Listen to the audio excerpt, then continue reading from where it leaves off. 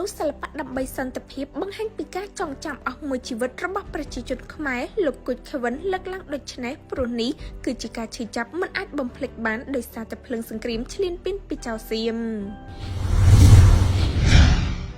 លោកគុជខេវិនយល់ថាផ្ទាំងគំនូរសិល្បៈដើម្បីសន្តិភាពប្រមូលផ្ដុំដោយវិចិត្រករខ្មែរ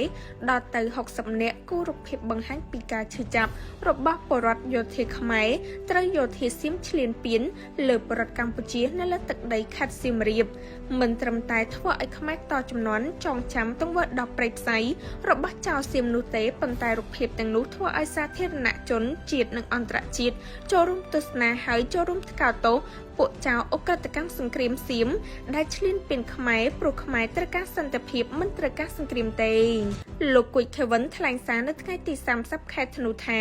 ប្រជាជនខ្មែរស្លូតត្រង់រាប់ម៉ឺនគ្រួសារត្រូវឆេះផ្ទះសម្បែងហិនហោចទ្រព្យសម្បត្តិបង្ខំចិត្តចាក់ចេញចោលភូមិស្រុកដោយសារសង្គ្រាមឈ្លានពានពីទឹកដីសំណាក់ទាហានចៅសៀមស្ត្រីខ្លាចជាស្រីមេម៉ាយកូនក្មេងប្រុសស្រី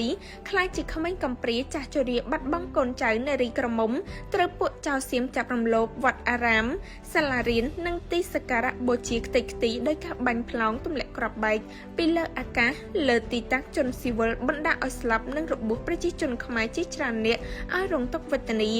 វីរយុទ្ធជនដ៏អង្អាចក្លាហានដែលតស៊ូការពារទឹកដីត្រូវពលីពីការអស់មួយជីវិតគ្រួសារបាត់បង់ទីពឹងមហាសោកនាដកម្មដ៏សាំងខ្លោចផ្សានឹងឈឺចាប់នេះត្រូវបានបង្ហាញឡើងវិញនិងធ្វើឲ្យចងចាំអស់មួយជីវិតត្រូវបានវិចិត្រករជាង60នាក់មកពីបណ្ដាខេត្តក្រុងនានារួមគ្នា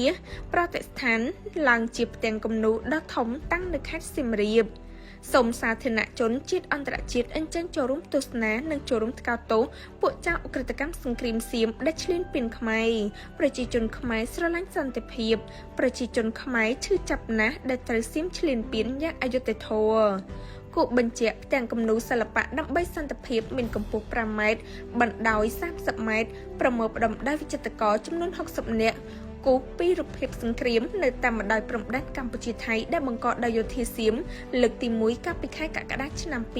2025លើកទី2កាលពីដើមខែធ្នូឆ្នាំ2025ដែលធ្វើឲ្យជនភេសកកម្ពុជារាប់ម៉ឺននាក់ត្រូវជម្លៀសចេញពីលំនៅឋានហើយវីរៈកងទ័ពកម្ពុជានិងជនសៀវកម្ពុជាមួយចំនួនបានពលីនិងស្លាប់ដោយសារយោធាសៀមផ្ទាំងគំនូរនេះបង្ហាញពីកម្ពុជាត្រូវការសន្តិភាពហើយប្រជាជនចង់វិលត្រឡប់ទៅផ្ទះសម្បែងរបស់ពួកគេវិញដោយសន្តិភាពលោកគុជខេវិនថាផ្ទាំងគំនូរនេះនឹងធ្វើឲ្យប្រជាជនខ្មែរតជំនាន់ចងចាំពីការឈ្លានពានរបស់យោធាសៀមលើខ្មែរសូមរំលឹកផងដែរថាអំឡុងផ្ទុះសង្គ្រាមយោធាសៀមបើកការឈ្លានពានលើព្រំដែនខ្មែរជាលើកទី2នេះលោកគុជខេវិនក៏បានបង្កើតមូលនិធិសម្រាប់ស្ថោដើម្បីទ្រទ្រង់ឧបត្ថម្ភជូនវីរៈកងទ័ពនិងជនភេសក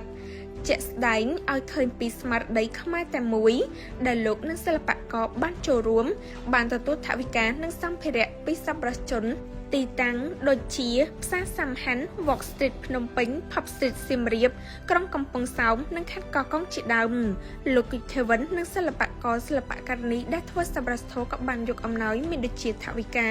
និងសម្ភារៈមួយចំនួនជូនដល់វីរៈកងទ័ពដែលសម្រាប់នៅមន្ទីរពេទ្យបង្អែកសៀមរាបជិត100គ្រួសារផងដែរ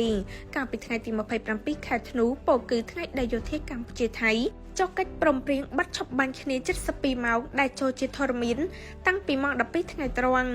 លោកថាបេះដូងវីរៈកងទ័ពការពីព្រំដែនពិតជាធំធេងសម្រាប់ប្រជាជនខ្មែរហេតុនេះលោកនិងសិល្បករសិល្បករនីពេញចិត្តក្នុងការធ្វើការងារសប្បុរសធម៌មួយនេះដើម្បីសម្រាលការលំបាករបស់ពួកគាត់បានមួយផ្នែកតូច